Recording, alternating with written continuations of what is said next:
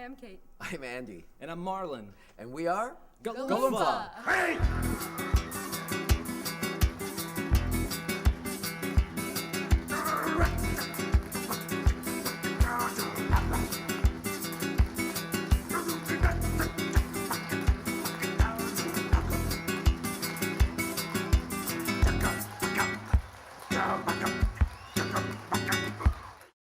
A lot of times, I think to myself, what a way to make a living.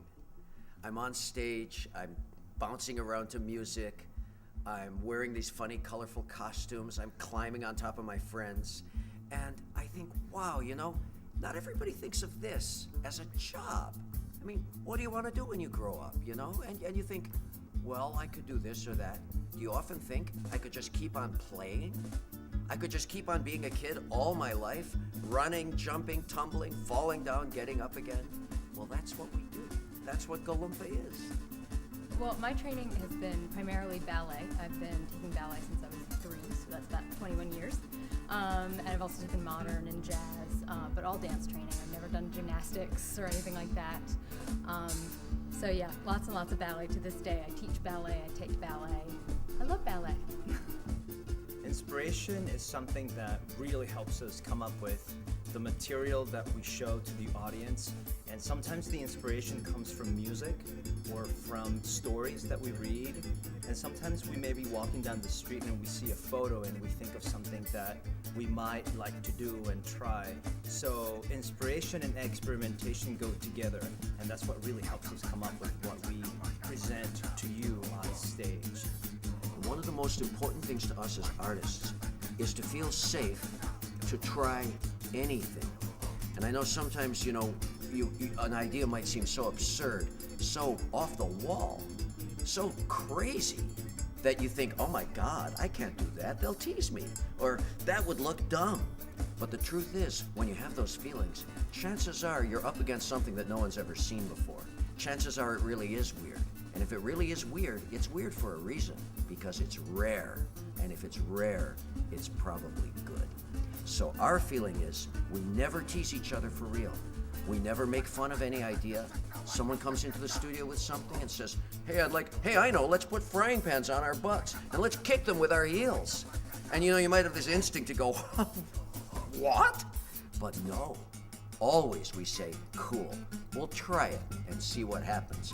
And let me tell you something, that attitude, no matter what you do, will send you very far in life.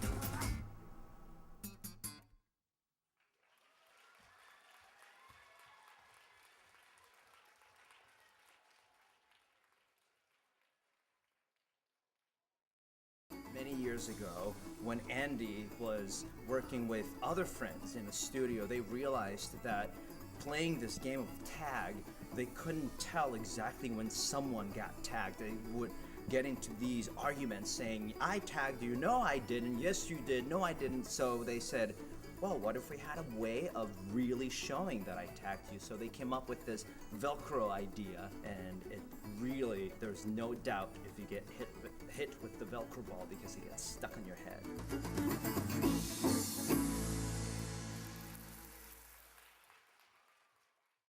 We call this shape the Teeter-totter. And it goes like this. Andy gets on the floor and he's gonna stick his feet right up. And I come really close to him and I lift him up slightly, like this. And then I hug him really tight and I bring him really tight to my chest. My feet are shoulder width apart, like this. And I start to lean back. And as I start to lean back, Andy's gonna do what we call the atomic sit-up.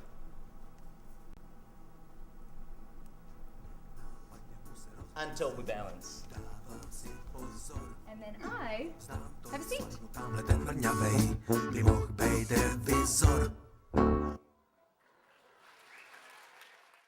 We're gonna do a shape for you that we call coma. Okay, now, sometimes it looks like we're doing astounding feats of strength, you know? And, well, we kind of are a little, we're very strong, but the way we use our muscles is very scientific. And we allow weight to kind of glide up onto our arms and legs while holding them more or less straight. We're going to show this to you. We're giving away trade secrets here. Are we going this way? I would think so. Okay, so Kate is there. And Marlon is there. Watch her, Kate's upper back is going to just glide right onto my foot there. And I'm just going to take the weight they've already given me and just glide it. Whoops, right up. Ta-da.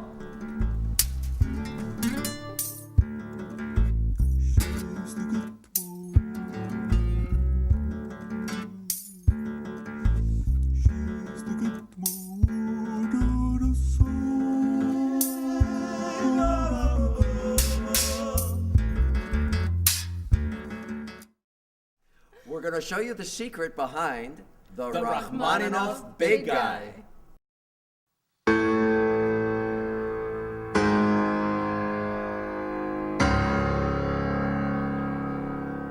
Okay, so at the end of this piece we do to the Rachmaninoff prelude, this huge shape comes growing up out of this black fabric, right? And it seems very, very tall.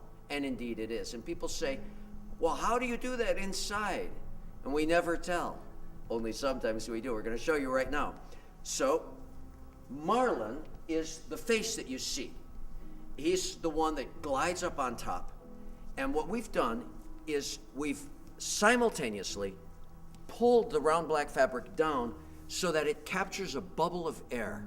And it cloaks us, but we still have room to move. Not much room and not much time, because obviously it's not airtight. The fabric is sinking over us. But in that second where we've got a bubble of air, Kate lies down. Marlon is here, and I get my head here. Marlon, look up for a second so they can see my head. I get my head here. Okay, go back down, Marlon. And this is what we do under the fabric. Nobody sees us, and we're completely enshrouded in black fabric. But then Marlon exposes his head. And I creep in here, and he's growing, and he's growing. But remember, all of this is under the fabric. You can only see Marlon's face. And look how Kate cooperates there, gets her legs in the picture. Hold here. Keep it steady. Marlon keeps growing until I can get my head out. And that's the full height of it. It looks taller on stage because it's black. Funny thing about that. Then I grab Marlon, I take his weight off Kate. She escapes through my legs, but she stays under the fabric. We all lower it down.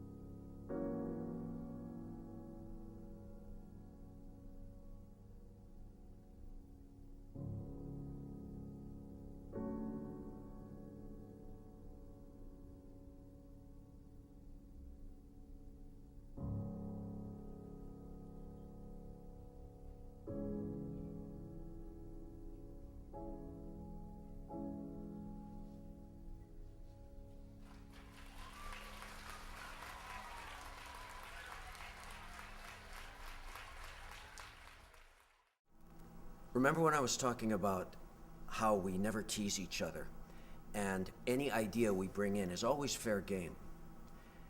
Well, when it comes to safety, we have the same attitude, only it manifests itself in a somewhat different way. For example, if I say to Kate, hey, let me try to climb on you this way, she would never let her legs collapse as a joke and drop me because someone might think that's funny. Because our jobs are so important to us. We love what we're doing so much that we would never risk each other's safety. And as a matter of fact, you may notice that at any given moment, one of us could easily be lifting the other two. And I gotta tell you, when I'm on the bottom, when Kate's on the bottom, when Marlon's on the bottom, we would hurt ourselves rather than allow the people we're lifting to fall and get hurt. And although we're smiling when we're performing, and it looks effortless, and we're having a great time, the reason we can do that is that we practice so hard with these lifts that they become second nature to us. And we can tell when something's wrong by a centimeter. We know it, we feel it, we fix it, or sometimes we stop, even on stage before a live audience, and we say, oops, this was gonna go wrong, and we redo. And that is so important. If you're inspired by what you see, and we hope you are, we are, you wanna go out and try it, we hope you do, but not alone, with a grown-up who can help you, who will make sure that you're not gonna get hurt, until over the years you get that innate sense yourselves of how to keep yourselves from falling, and then more power to you.